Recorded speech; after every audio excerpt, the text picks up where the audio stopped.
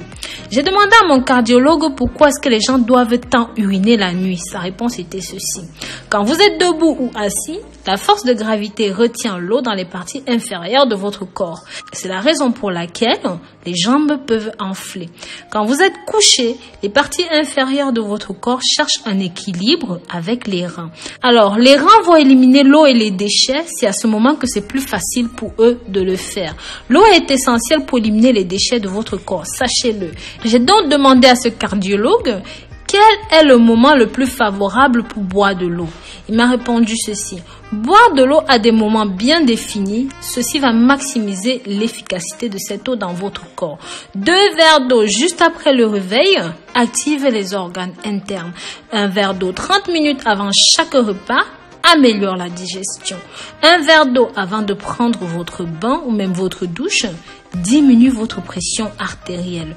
1 verre d'eau avant de vous coucher évite un accident vasculaire cérébral ou même un accident cardiaque, ce qui est notre sujet du jour. Donc, boire de l'eau avant de vous coucher évite d'avoir des crampes dans les jambes pendant la nuit parce que vous devez savoir que vos muscles des jambes attrapent des crampes lorsqu'ils sont à la recherche d'eau et même d'humidité. Si vous buvez un verre d'eau avant d'aller au lit, cela empêchera beaucoup de choses.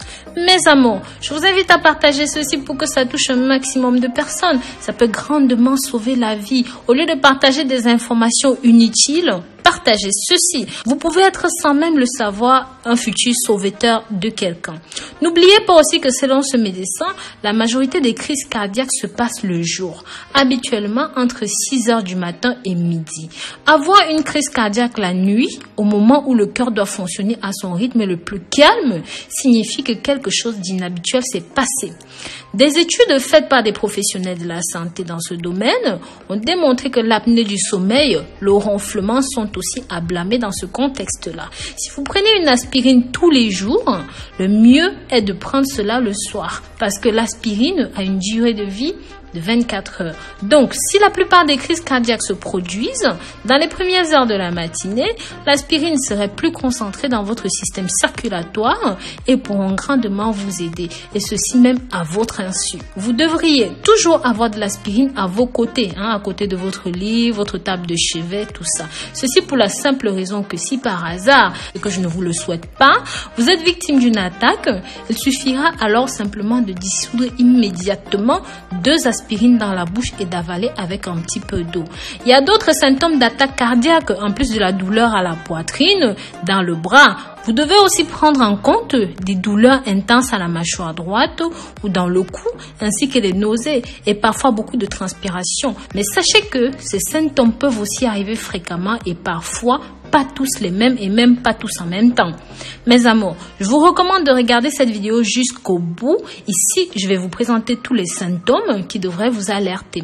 La plupart des gens, environ 60% des personnes qui ont eu une crise cardiaque pendant le sommeil, ils ne se sont pas réveillés. Cependant, si cela se produit avec une douleur dans la poitrine, cela peut vous réveiller et même si vous dormiez dans un sommeil profond, cela peut arriver.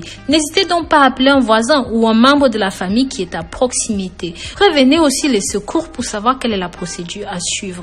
Ensuite, ayez le réflexe d'ouvrir la porte d'entrée de votre maison et de vous asseoir sur une chaise près de la porte d'entrée pour respirer le maximum d'air frais. Puis, attendez qu'ils viennent à votre aide. Mais s'il vous plaît, ne vous allongez pas, ça pourrait causer votre perte, d'accord? Partagez ceci, mes amours. Partagez pour que ça touche un maximum de personnes. C'est simplement susceptible de sauver des vies. Maintenant, je vais vous donner quelques conseils pour diminuer les risques d'attaque. Vous pouvez réduire vos risques de subir une crise cardiaque ou même encore une attaque cérébrale en étant actif, en faisant de l'exercice tous les jours. Par exemple, une promenade de 30 minutes quotidiennes peuvent aider à diminuer les risques. D'autres mesures que vous pouvez prendre pour réduire les risques sont de surveiller votre alimentation. Combien est-ce que vous mangez? Cela peut aider à réduire et à surveiller votre poids. Si vous êtes obèse, si vous êtes en surpoids, il ne faut pas fumer des cigarettes. Vous devez chasser cette mauvaise habitude. Si vous n'y arrivez pas, parlez-en à votre médecin pour qu'il puisse vous faire prendre en charge. Pareil, en cas de cholestérol, contrôlez correctement votre glycémie. Cela peut diminuer les risques d'avoir des crises cardiaques. Sachez aussi que certains médicaments pour le diabète peuvent travailler mieux que d'autres pour réduire les risques de crise cardiaque.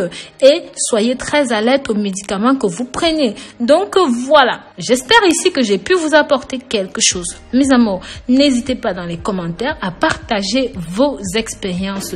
S'il vous plaît, dites-moi d'où vous venez, votre nom, et n'hésitez pas à partager vos expériences de crise cardiaque avec nous.